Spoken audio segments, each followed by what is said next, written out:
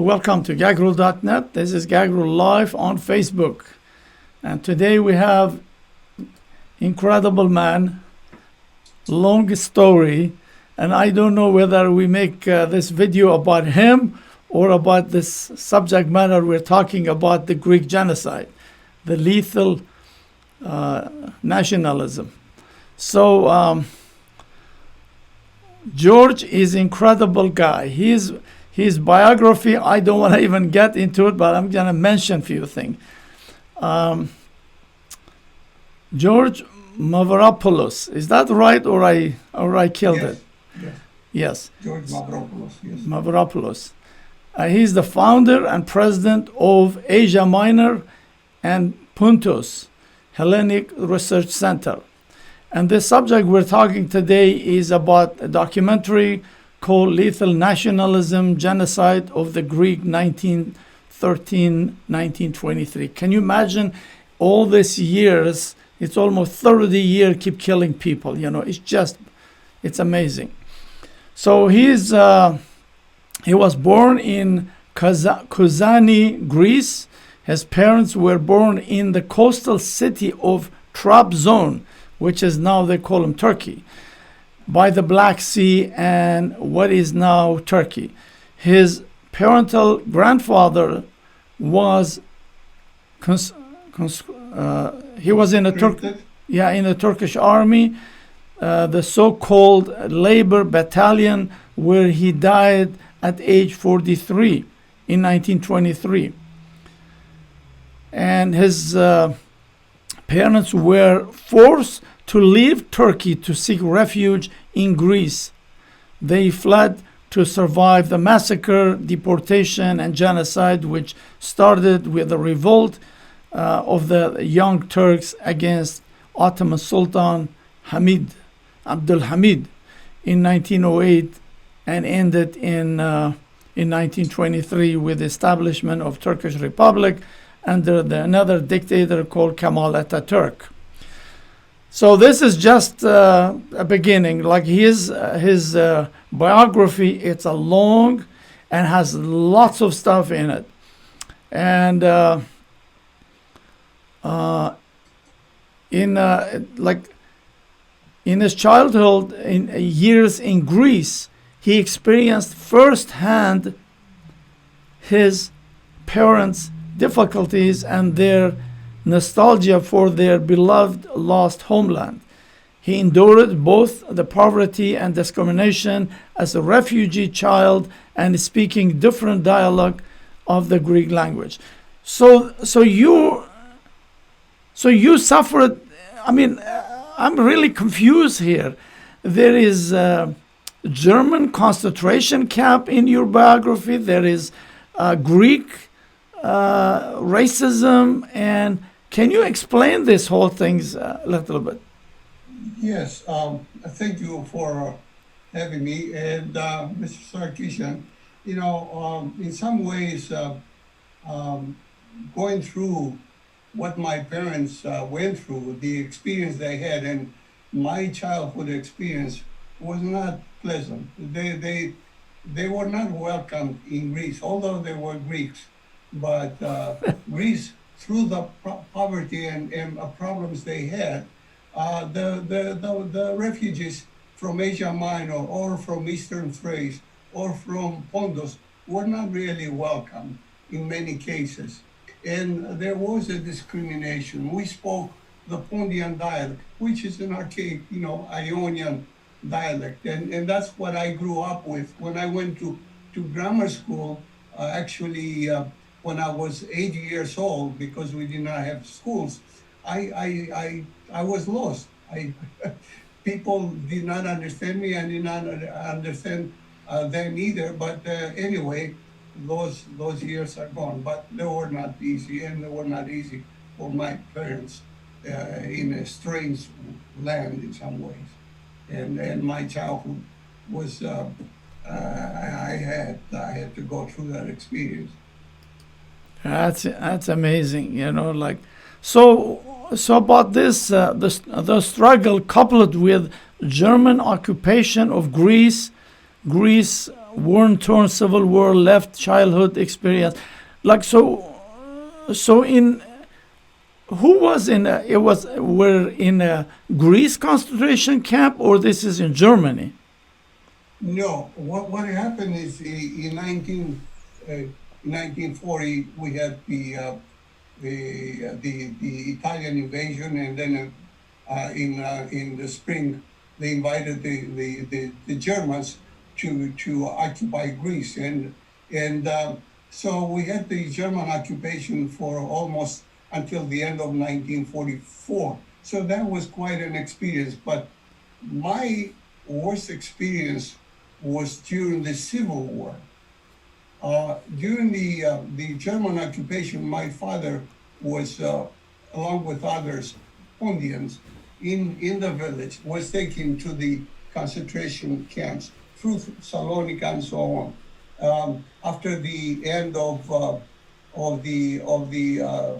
the Jews that from Thessaloniki that they were taken to the concentration camps. So later on, around 1943, my father was imprisoned and eventually was taken to the concentration camps along with my uncle, my mother's brother. But they survived. One of the person, Pondian from the village, did not survive. But that was quite an experience for us. And then later on too, in 1947, 48, my father was in prison because of the civil war in Greece. So our people, our parents had a horrible experience. It was not only the uprooting from their ancestral lands, but also going through what political and military events would happening in Greece. And in some ways, you can see why the Greek genocide has not been in the headlines. It hasn't been discussed and is not known, especially abroad. So thanks to the Armenians who started the movement some 40 some years ago, and you people in California and so on, and it was not until in the late 80s that the Pontian Greeks started talking about what happened to them. It's incredible. It's incredible how within your society you get discriminated, never mind outside world, and I think this is the problem. All of us face these things, and so you're in then you moved in 1958, emigrated to United States from Greece as a foreign student and attended Roosevelt University, and you graduated in 1964 with bachelor degree in physics, and 1966 you earned a master's degree in electrical engineering from the University of Missouri. After completing your formal education, they got accepted in engineering position at Commonwealth Edison. So you're, even though with all your difficult times, but you managed to succeed in your life and going through all this and building your life, your family, and all that stuff. It's just incredible journey you had. Yes, and I would like to make a note that it was not easy to get accepted as a foreign student to come to the United States. It took me about 7 to 8 months to get the approval, because in Greece we had these political beliefs. If I can interpret it like that. In other words, you have to have clearance from the police, from the When I applied to come to the States under the Truman Doctrine, it was not easy. Any leftists or communists were excluded. So my father, being in the prison and then previously to that in the concentration camps, we were considered to be leftists. So it took about 7, 8 months, and I'll tell you the story.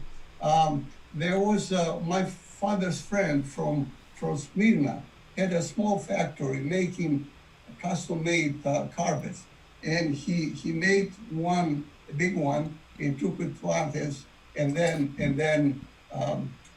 he saw someone special, and then the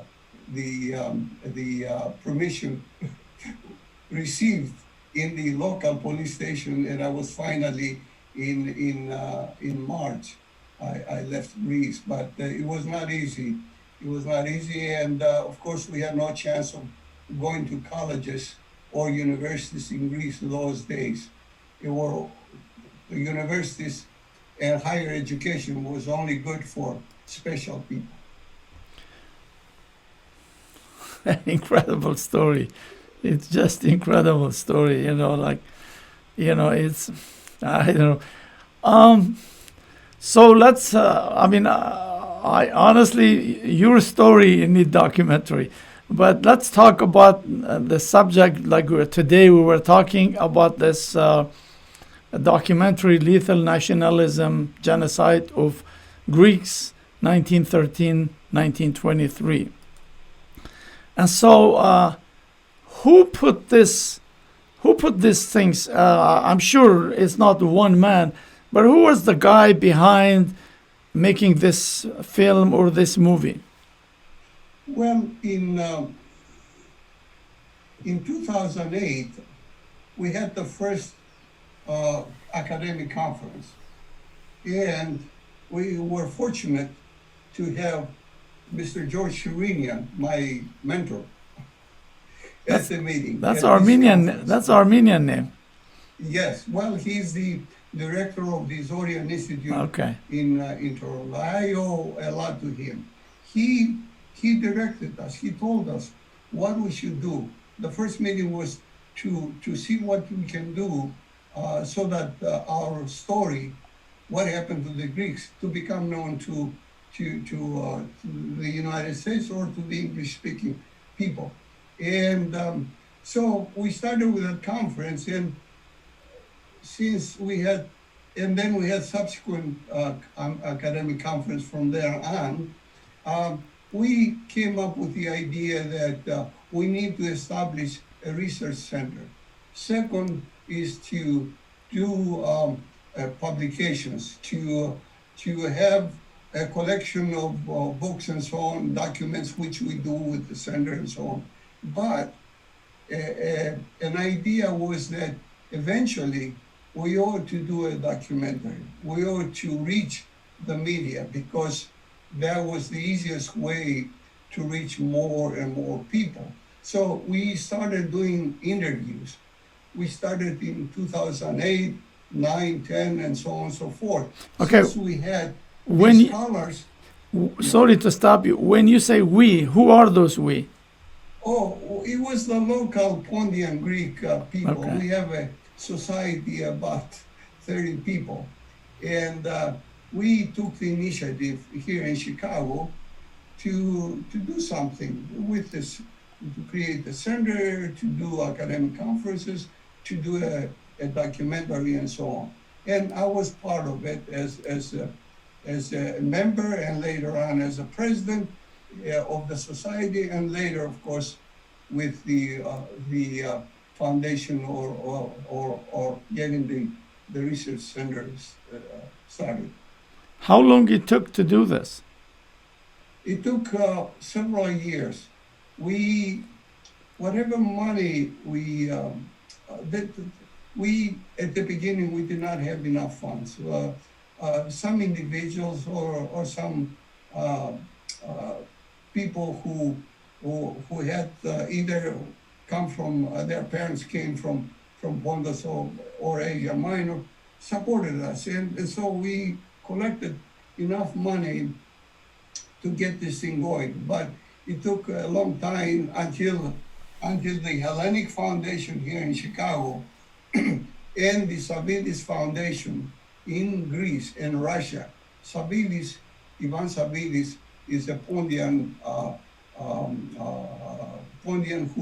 whose parents emigrated to Russia. He was born in Russia.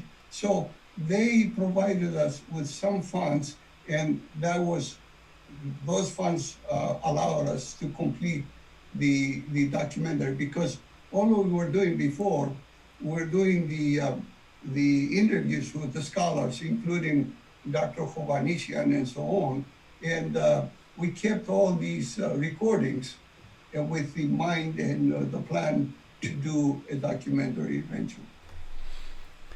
Okay, so let's run this guy who's narrated. Narrator? Yeah. Bill Curtis. Yeah. So let's listen a little bit to him.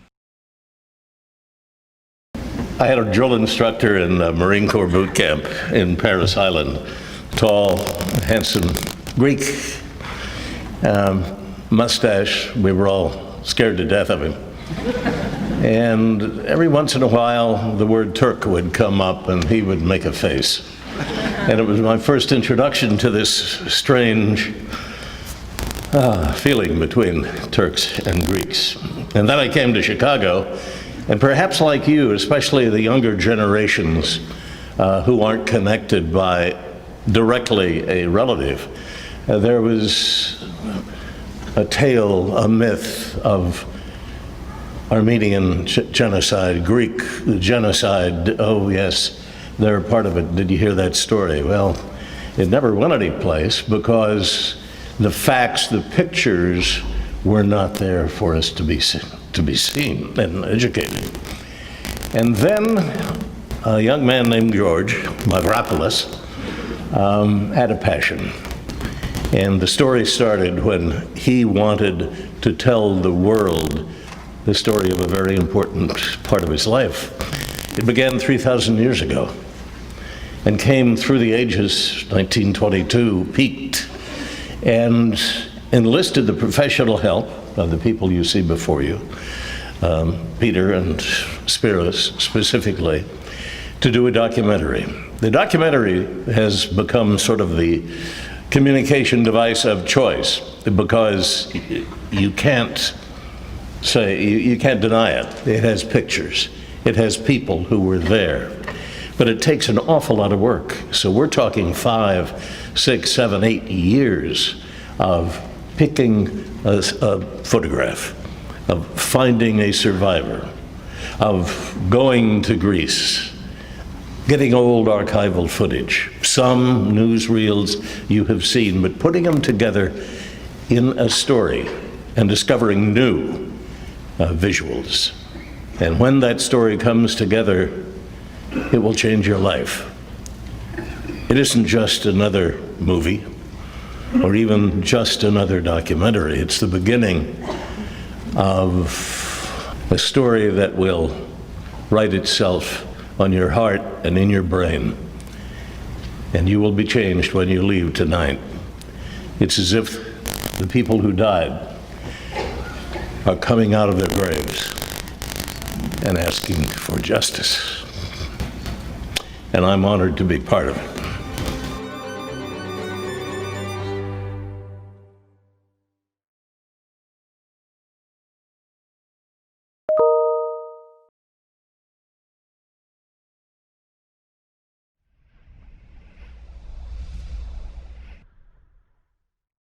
Okay, so we'll listen a little bit to that.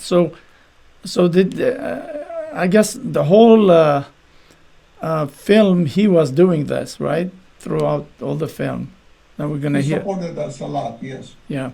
Okay. So who are these people like? Well, first, let me mention that we were fortunate to have the retired people from CBS, like Bill Curtis, John McCarthy, the scriptwriter, John Davies. Is there anyone? the Okay, voice- any of those? Any of those? Who is the? You had Bill Curtis, okay. You had John McCarthy. That's John McCarthy, the scriptwriter. And this? That's John Davies. Yes, that is correct. John Davis. Is that your phone?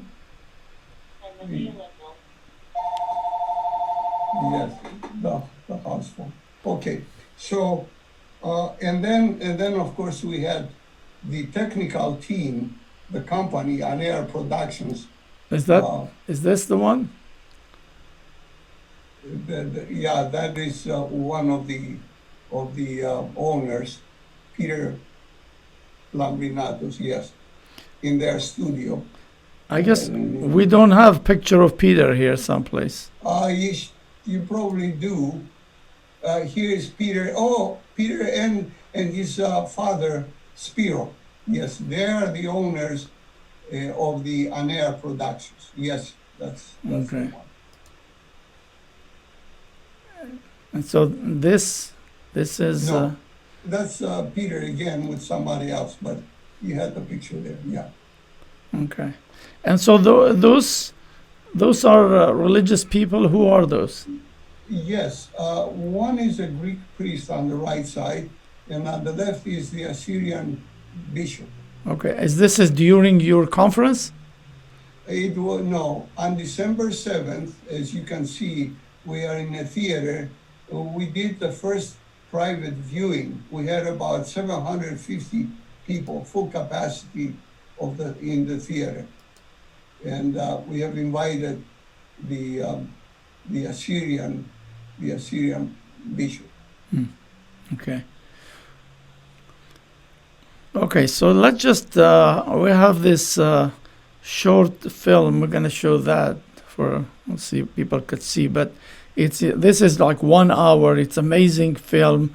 They sent me the link. I watched it. Obviously, we can't run it because we just have this short clip. So please look at. Something different happened starting in 1915.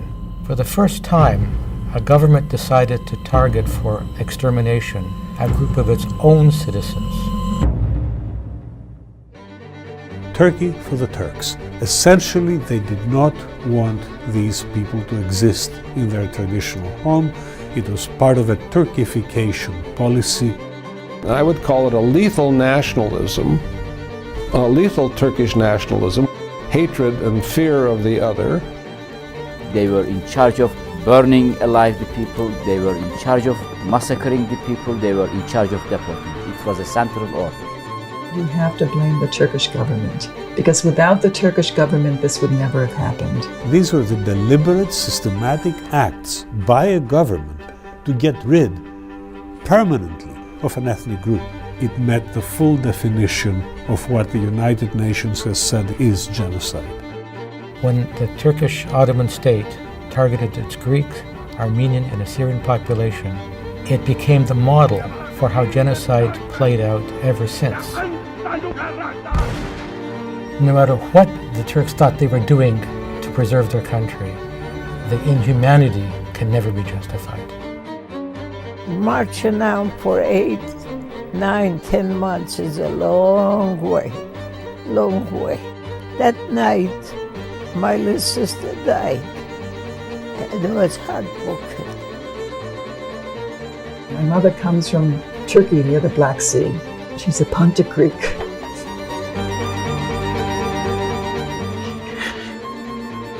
There is not a single soul left that has Greek heritage anymore.